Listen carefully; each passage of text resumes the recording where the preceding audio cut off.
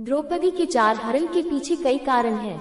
एक, स्वयंवर में कर्ण को धनुष धारण करने रोककर द्रौपदी का ये कहकर कि मैं सूत पुत्र से विवाह नहीं करूंगी कर्ण का अपमान करना। 2, राजसूय यज्ञ में दुर्योधन का ये कहकर अपमान करना कि अंधे का पुत्र अंधा होता है। इसमें द्रौपदी ने मात्र दुर्योधन का ही नहीं वरन कौरव वशुम के बड़े व माननीय तथा राज्य के महाराज धृतराष्ट्र का भी अपमान करना। 3, युधिष्ठिर का द्रौपदी को जुए में हार जाना। कर्ण का ये कहना गलत नहीं माना जा सकता कि इसके तो 5 पति है, जबकि उस स्त्री का एक ही पति होता है। आज भी अगर स्त्री किसी दूसरे पुरुष से संबंध बनाती है तो उसे कुलटा आदि कितने ही विशेषण से पुकारा जाता है। यहाँ पर मैं ये कहना उचित समझता हूँ कि अर्जुन को यह नहीं कहना चाहिए था कि हम क्या लाए हैं। अगर पांडवों की माता कुंती ने बिना देखे कह भी दिया था तो युधिष्ठिर जो धर्मराज कहलाते थे तो उन्होंने इस निकृष्ट बात का विरोध करना चाहिए था। दूसरी बात, पत्नी कोई संपत्ति नहीं है जो उसको जुए में दांव पर लगा दिया जाए।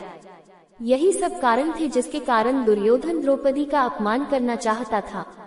अगर सामाजिक दृष्टि से देखा जाए तो अपने ही कुल की नारी को भरी सभा निर्वस्त्र करने की चेष्टा करना निकृष्टतम अपराध है।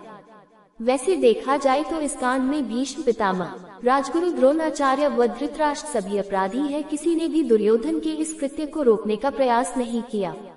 द्रौपदी का चिरहरण नहीं हुआ था अपितु चिरहरण करने की पूरी कोशिश की गई, लेकिन द्रौपदी का चिरहरण होने से भगवान श्री कृष्ण ने बचा लिया था, क्योंकि एक बार भगवान श्री कृष्ण अर्जुन आदि पांडवों से मिलने उनके पास गए हुए थे तो एक दिन भगवान श्री कृष्ण के हाथ में कुछ चोट लग गई। जिस समय भगवान श्री कृष्ण के हाथ में चोट लगी थी उस समय भगवान श्री कृष्ण के पास में ही द्रौपदी और सुभद्रा भी खड़ी थी। सुभद्रा भगवान श्री कृष्ण की सगी बहन थी, लेकिन द्रौपदी ने भगवान श्री कृष्ण की भक्ति करके उनसे भाई का नाता जोड़ रखा था। जब भगवान श्री कृष्ण को चोट लगी तो सुभद्रा भागकर हाथ पर बांधने के लिए कोई कपड़ा लेने गई, लेकिन द्रौपदी उस समय संसार की सबसे मूल्यवान साड़ी पहने हुए थी। जब द्रौपदी ने देखा भगवान श्री कृष्ण के हाथ में चोट लगी है और बहुत खून बह रहा है तो द्रौपदी ने अपनी पहनी हुई उसी साड़ी के पल्लू को फाड़कर भगवान श्री कृष्ण के हाथ में बांध दिया था। द्रौपदी की भगवान श्री कृष्ण में अनन्य भक्ति को देखकर भगवान श्री कृष्ण ने द्रौपदी को वरदान दिया था, मैं एक दिन इस फटे पल्लू का मोल अवश्य चुकाऊंगा। जब दुशासन ने द्रौपदी को सभा में साड़ी उतार कर नंगा करना चाहा तो द्रौपदी ने वहां बैठे सभी राजे महाराजाओं से अपनी रक्षा के लिए गुहार लगाई, कोई मुझे इस दुशासन से बचाओ। लेकिन किसी ने भी द्रौपदी को दुशासन से बचाने की कोशिश नहीं की तो द्रौपदी हर ओर से उदास होकर भगवान श्री कृष्ण से प्रार्थना करने लगी और बार बार जोर जोर से हरि शरणम कहने लगी, क्योंकि भगवान श्री कृष्ण का एक नाम हरि भी है। द्रौपदी बार बार भगवान को जोर जोर से पुकार रही थी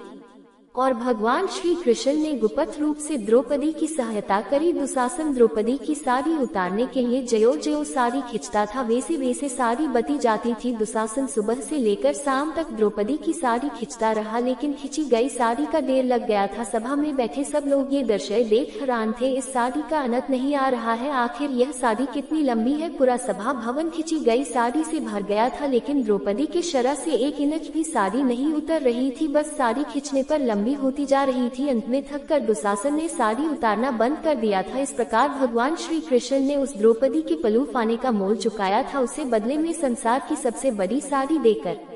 द्रौपदी का चीरहरण इसलिए हुआ, द्रौपदी अगले जन्म में एक राजकुमारी थी और अपने साथियों के साथ महल के बाहर में घूमने गई थी।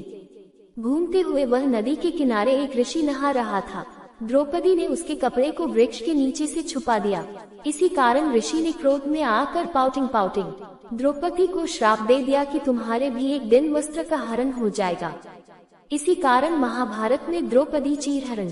लेकिन जो स्वर्णिम नहीं है, जहाँ अहंकार और अत्याचार की कालिमा है, वह भी हमारा ही है, हम लोग उसे अनदेखा तो नहीं कर सकते। आज मैं आप सभी को ले जाऊंगी 5000 साल पहले द्वापर युग के हस्तिनापुर में, जहाँ एक जुआ घर में कुरुवंश की पुत्र वधू पांडवों की पत्नी राजा द्रुपद की बेटी और भगवान श्री कृष्ण की सखी देवी द्रौपदी का वस्त्र हरण हुआ था। अधिक जानकारी के लिए ओपन